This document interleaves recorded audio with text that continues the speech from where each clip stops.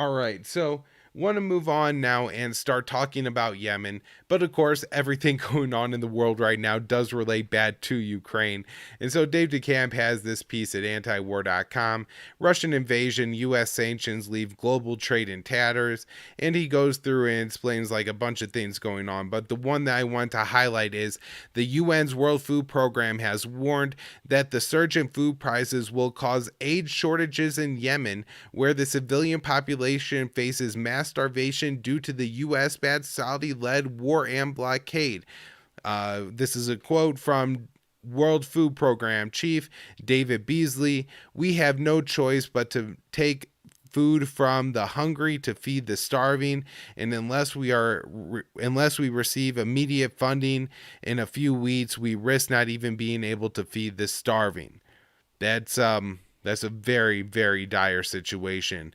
And so, this is very similar to the warnings I was making in May of 2020 about the disruptions to the global supply chain and how that's going to increase global poverty and therefore increase vastly the number of people who are dying around the world or living less advantageous lives, because it's not, necessarily that, an increase in poverty means that you're going to starve to death, but it's also the growing number of, during the pandemic, an increasing number of young girls in Zimbabwe, went out and got pregnant intentionally, under the age of 15, in order to try to secure a spot in life, because they didn't see a path forward because there was no education, because of the lockdowns and things like that. And so, these effects are always a lot deeper than we could possibly imagine, but we're going to see another very heavy round of that with the current Western sanctions on Russia. And again,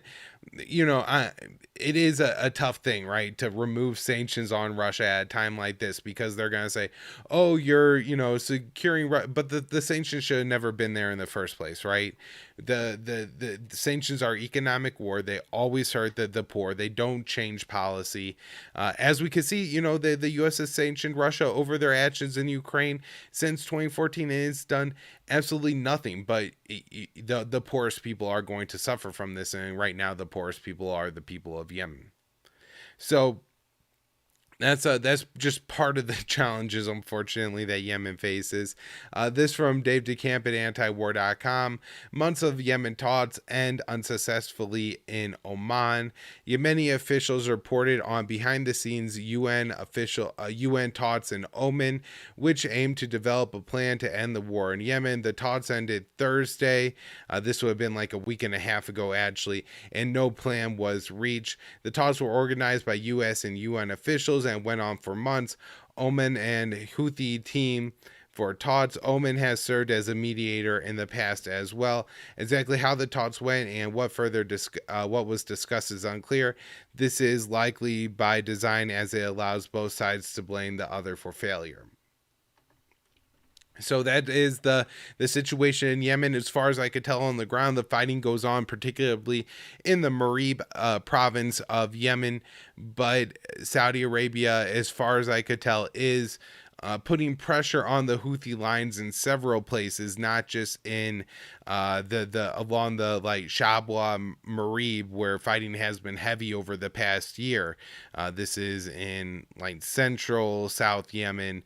These are the territories that, if the Houthi seize, they would essentially control the former North Yemen, right, before it was united in 1990. So there is some significance there. But apparently the Saudis have also launched some offensive along the northern border of Yemen, and then in the city of Taiz and Hodeidah. So pressure going on everywhere on the ground. Also pressure from the U.S., but not as serious as it could have been.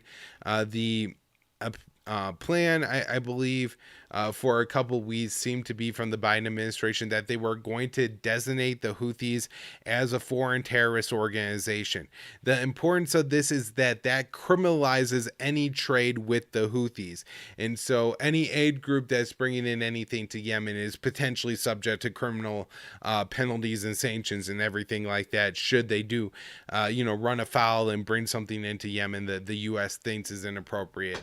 And so this really shuts down aid to name the Houthis to the FTO list. This was done by the Trump administration at the very end, and then when Biden took over, he drug his feet for a month, but then mid to late February, I believe, the U.S. announced that they were going to remove the Houthi from that list, and this was a huge sigh of relief, and the Biden administration even acknowledged that they were removing the Houthi from this list because these sanctions are unproductive and cruel.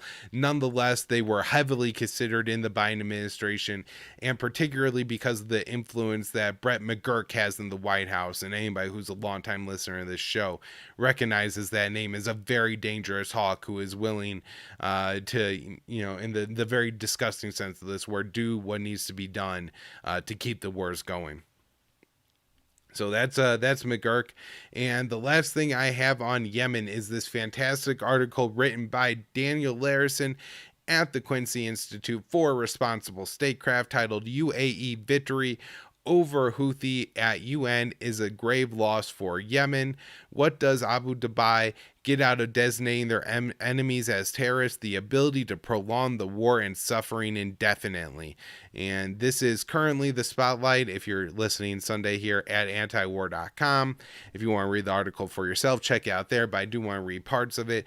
The UNSC passed a new Yemen resolution last week that renewed and broadened the arms embargo on the Houthi and described them as a terrorist group. This resolution was a partial success for the UAE, which had been agitating for even stricter measures against their enemies in the war that they say the Saudis have been waging for the past 7 years. It is unusual for the UNSC to refer to one of the parties in an ongoing conflict as terrorists.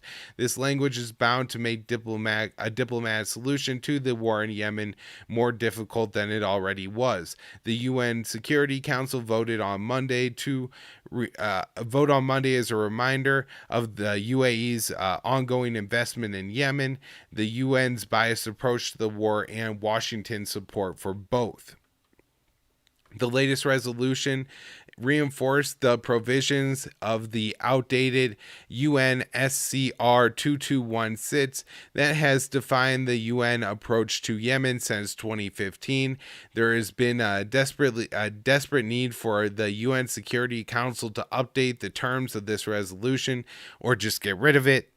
But once again, they were content to maintain the failed status quo. The UNSCR 2216 has long been seen as an obstacle to peace in Yemen because it gives all the parties to the conflict a strong incentive to keep fighting.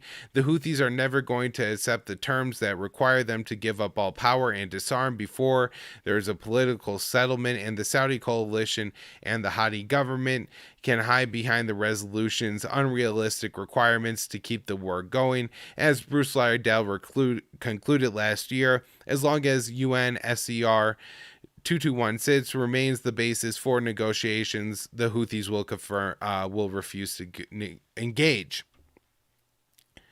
The one-sided condemnations contained in the latest resolution compound the errors of the original. While the resolution condemns heinous terrorist attacks on the UAE and Saudi Arabia, there's predictably no mention of the many attacks on civilians carried out by Saudi coalition aircraft. The Houthis have engaged in the attacks on civilians and civilian infrastructures, as the resolution says, but the Saudi coalition has been doing the same for the duration of the war.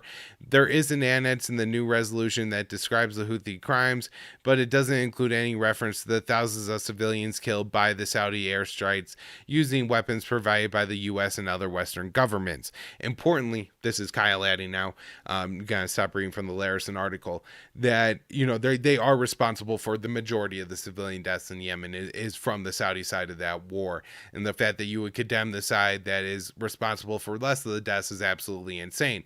The other thing that's absolutely insane is that, the alleged terrorist acts by the Houthis are right now mostly being praised, not everything, but mostly being praised in Ukraine as a member of the civilian resistance. And there's a lot of good articles being written on this.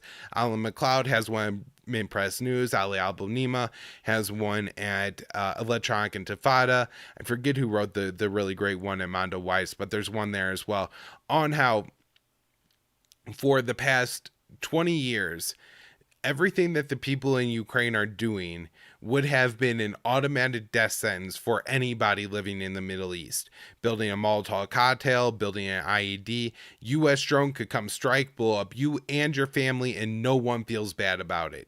Even the pretext of that, even if that actually wasn't going on, the suspicion of that going on was enough to get you killed if you were an Arab. But now it's being done by Ukrainians, and it's being met with universal praise for the West.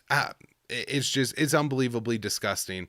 And as you know, all those authors have done, I really don't see there's any way to describe it other than just pure racism on all those points. And by the way, this is the establishment press that for the past 5-6 years have just been shrieking about how everybody is a racist. They see almost no hypocrisy in their statements. There's very few people that have even acknowledged, that in their coverage, like, hey, if we were talking about the Ukrainians the way we talked about the Arabs, then maybe we wouldn't have spent 20 years killing a bunch of people that were just defending their homes. So let's I think just wrap up this Yemen discussion here by mentioning that I think this too directly relates back to the Ukraine discussion. My sense is that Russia would have vetoed this, although it did get passed in the first place and everything like that.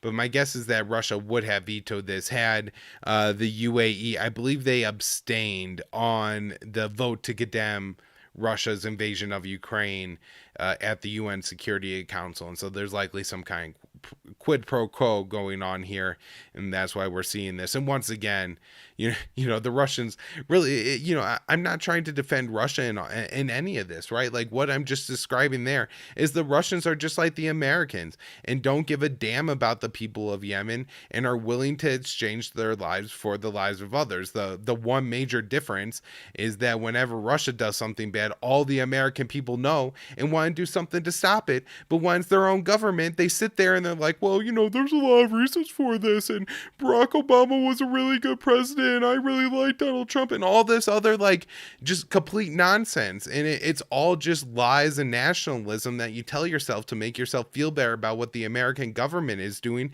And it's also hugely cowardice. Yeah, it does absolutely nothing for an American to put a stupid Ukrainian flag in their bio.